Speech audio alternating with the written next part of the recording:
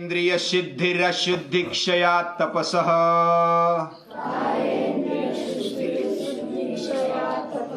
स्वाध्यायादिष्ट देवता संप्रयोगः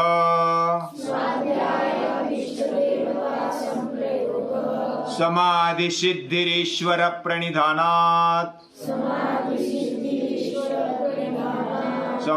सिद्धिरीश्वर प्रणिधानात्।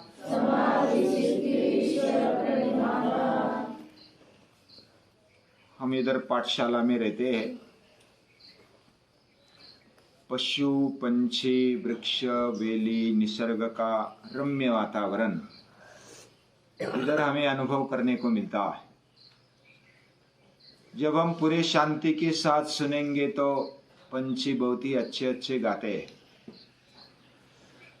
पूरी शांतता के साथ सुनेंगे तो कहीं चिड़िया की आवाज, कहीं कौवे की आवाज, कहीं मोर की आवाज, कहीं लांडोर की आवाज, छोटे छोटे पशु पंछियों की आवाज इधर आती है। हम सुबह जल्दी उठकर ये दैवी आनंद लेते हैं, यानी इनके द्वारा भगवान ही प्रकट होते हैं। क्योंकि भगवान डायरेक्ट आ जाएंगे तो हमें समझ में भी नहीं आएगा कौन से रूप में आ जाएंगे।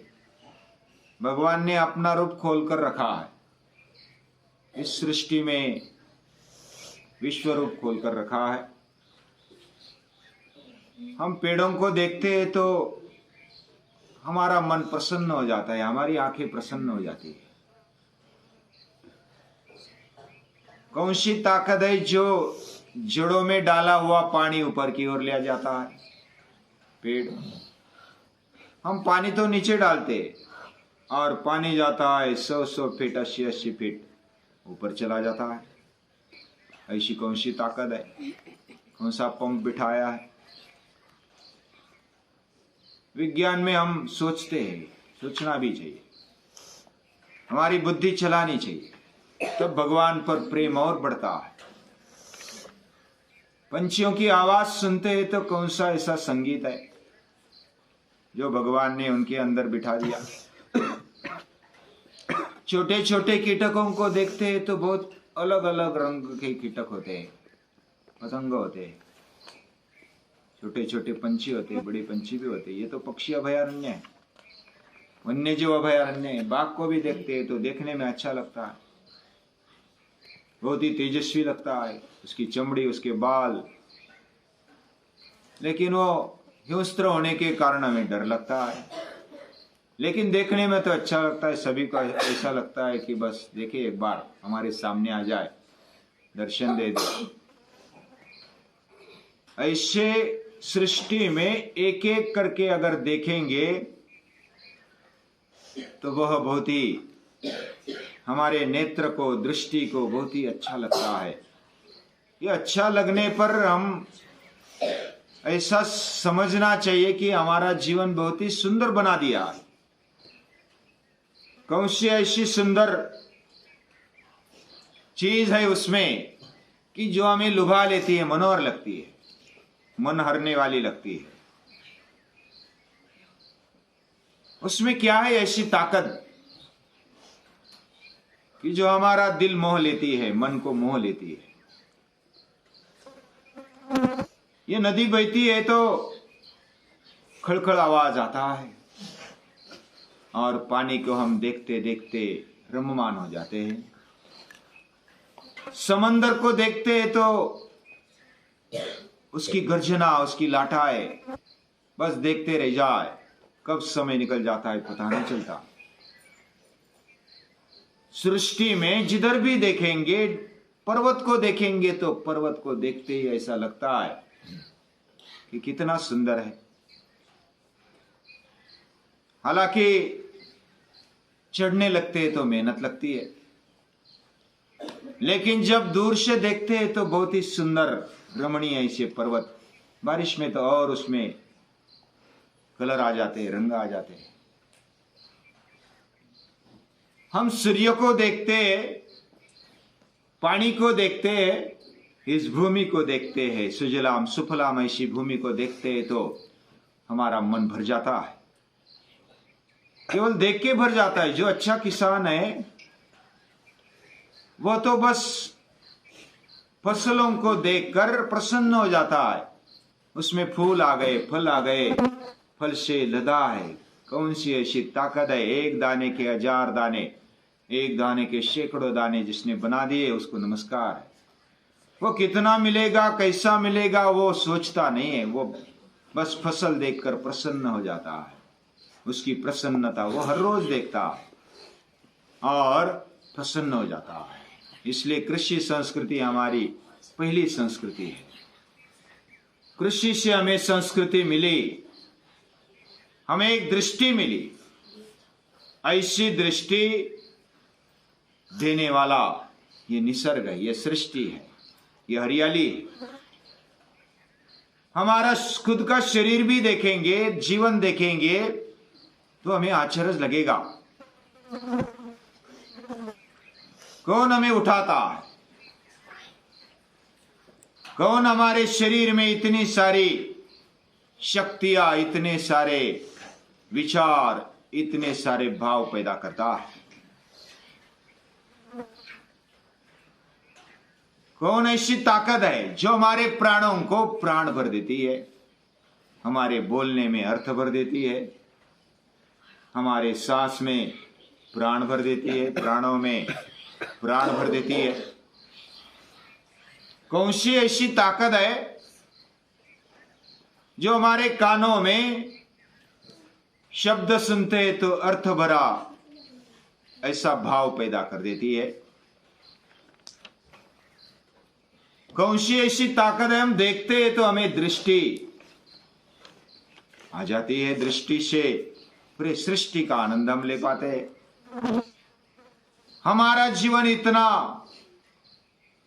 प्राणों से भरा हुआ, दृष्टि से भरा हुआ, अलग अलग भाव से भरा हुआ, विचारों से भरा हुआ, अलग अलग शक्तियों से भरा हुआ कौन देता है? हम उठते तो स्मृति आ जाती है, हम खाते हैं तो हम बलवान बनते जाते हैं, हमारा शरीर बढ़ता है। हम दिन भर थकते हैं तो निद्रा मिल जाती है, आराम हो जाता है। कौन सी ऐसी ताकत है जो हमें विस्मरण देती है? विस्मरण मिलता है इसलिए तो हम नींद ले पाते हैं, हम आराम करते फिर से रिचार्जिंग हो जाते। हम जब कोई संकट में होते हैं तो कोई हमें हाथ आगे करता है और हमें बचाता है। कौन हमें बचाता है? बहुत सारे ऐसे प्रसंग है जीवन में, कभी याद किया करो। हम तो बस रास्ते से भाग रहे थे, सामने से गाड़ी आ रही थी, किसी ने हमें बचा लिया, नहीं तो टक्कर देकर हम बस राम बोलो भाई राम हो जाते, खत्म हो जाते, हमारा जीवन खत्म हो जाता। लेकिन किसी ने हमें बचा लिया। ठोकर लगकर कभी हम गिर जाते तो हमारे जीवन को, हमारे देह को उठाने के लिए कोई ना कोई आ जाता है। ऐसे कितने प्रसंग हुए हमारे जीवन में, तो कौन आ जाता है? तो भगवान साक्षात नहीं आ जाते, वो किसी न किसी को भेजते। ये मेरा बंदा है, ये मेरा पुत्र है, मेरी पुत्री है, इसको और बड़ा होकर के कुछ काम करना है, कुछ संस्कृति का, कुछ प्रभु का काम करना है। और इसके लिए भगवान हमें बचाते रहते हैं। उसके प्रति कृतज्ञ रहकर हम हमारे भावों को और बढ़ाए, उसको दैवी बनाए। अगर सृष्टि में देखेंगे तो सूर्य कितना चमकता है, उसकी तेजस्विता कितनी है, हमें ऐसा लगता है कि क्या हमारे पास है। गरुड़ की भरारी देखते, गरुड़ की उड़ान देखते तो हमें ऐसा लगता है कि कितनी ऊंची उड़ान है, क्या हम ऐसी उड़ान भर सकते? हम आकाश को देखते हैं तो कितना अनंत है, हम सागर को देखते हैं तो कितना गंभीर है, कितना बलशाली है। हम पर्वत को देखते हैं तो कितना स्थिर है। हम पानी को देखते हैं तो कितना शीतल है। हम वायु को देखते हैं तो कितना आह्लाददायक है।